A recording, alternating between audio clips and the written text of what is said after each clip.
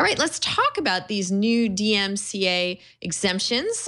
What happens, folks, if you haven't been playing along with this saga with the Copyright Office for years and years now?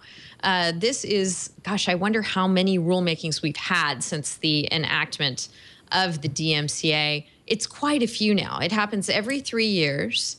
And what happens is folks petition to the Librarian of Congress and say, okay, there are various uses, various reasons why you would need to circumvent copy protections that do not amount to copyright infringement and should be carved out of violating the DMCA. And even though the Copyright Office may have decided, yes, an exemption is in order for that thing that you would like, every 3 years it comes up for review again.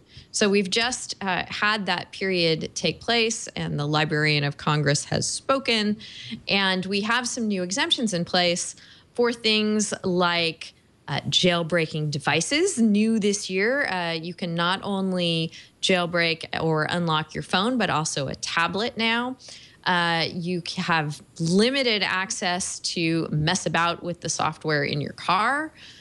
You have limited means to mess with your 3D printer and perhaps make it use a different kind of printing material than the one the manufacturer would like you to use.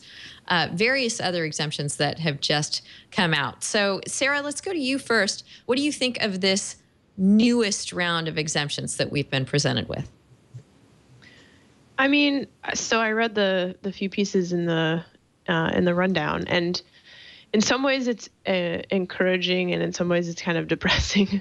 The things that they're covering with these exemptions certainly make sense, and there have been, especially the one about car software that also I think applies to even medical devices and voting machines and agricultural vehicles. That one's been in the news a lot after the Volkswagen debacle.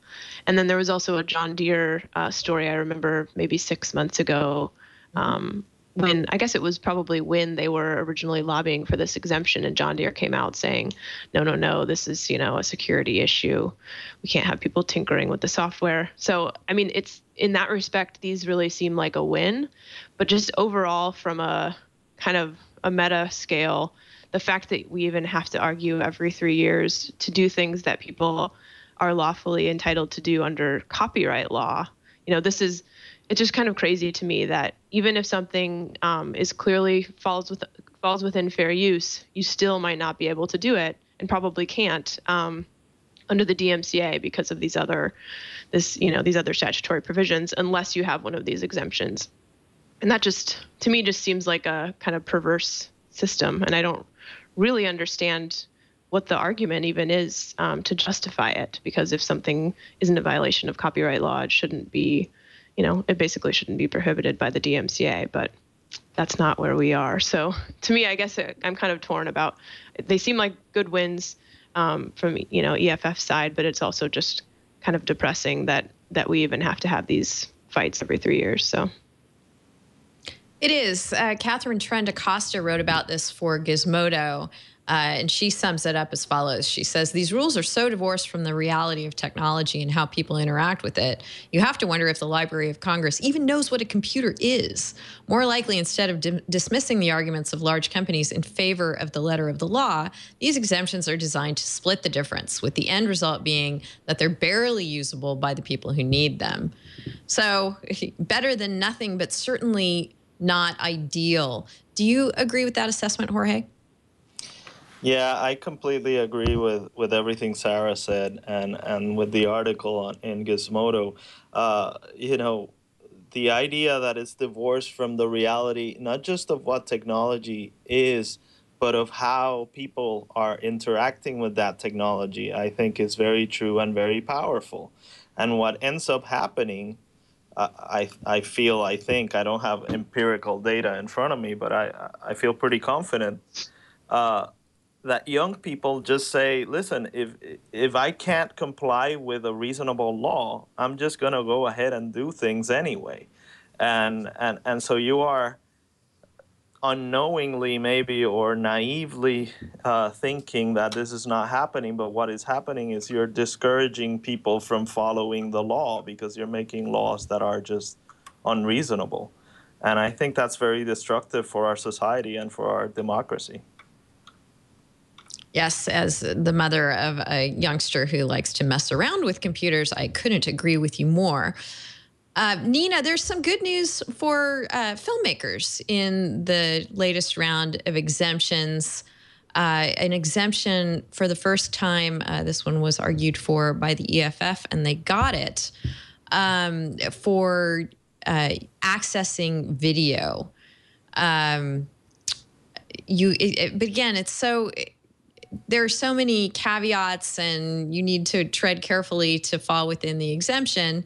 It's a good thing that you're already planning on legal teams to help your theaters because, of course, as you're making your films, you probably need to have them at your right hand as well. But you do have a bit more latitude now to go ahead and break digital locks on video and include them in other works as long as you comply with all the requirements of this exemption. Are you encouraged by this at all, or do you still think that this doesn't go far enough for an artist like yourself? Like, yeah, I mean, it's just ridiculous. It's like they could pass a law to criminalize breathing, and then 3 years later, it's like, oh, okay, you can breathe now.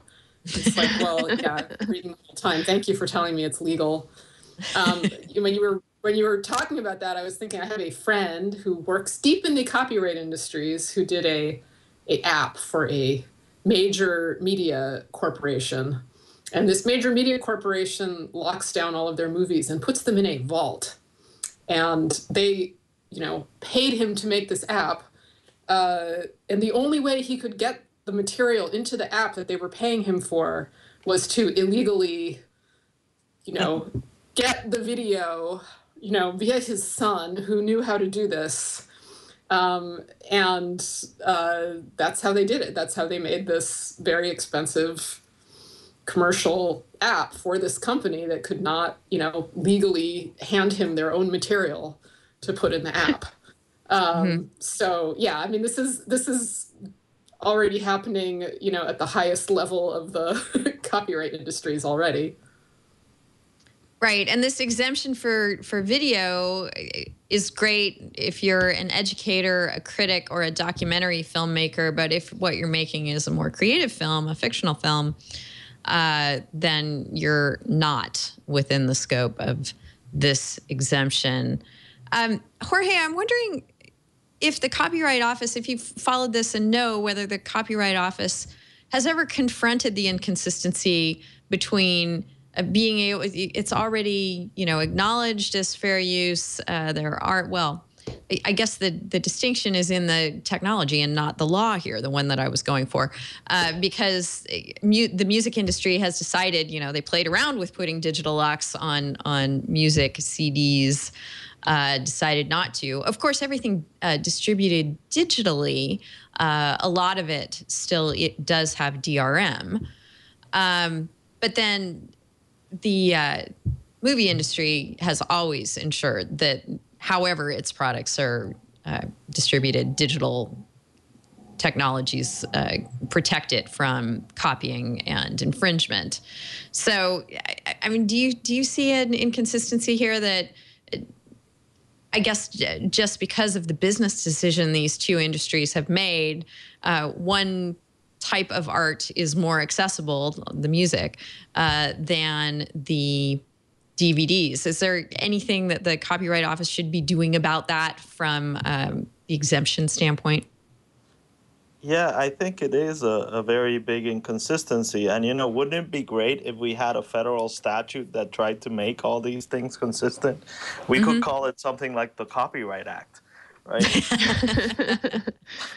I tell my students when I teach copyright law and IP in general, and I tell my students, if you look at the Copyright Act, it looks like this patchwork of special interest legislation that is just a great example of what people are constantly criticizing about Congress. And it creates all these completely unjustified inconsistencies. I mean, we have a different treatment of sound recordings that are analog versus sound recordings that are transmitted digitally. Why on earth would we do that, other than because there are political realities that have happened throughout the years? And this is another example. I mean, the idea that fair use applies to copyright, but it doesn't apply to these anti-circumvention provisions, and so you can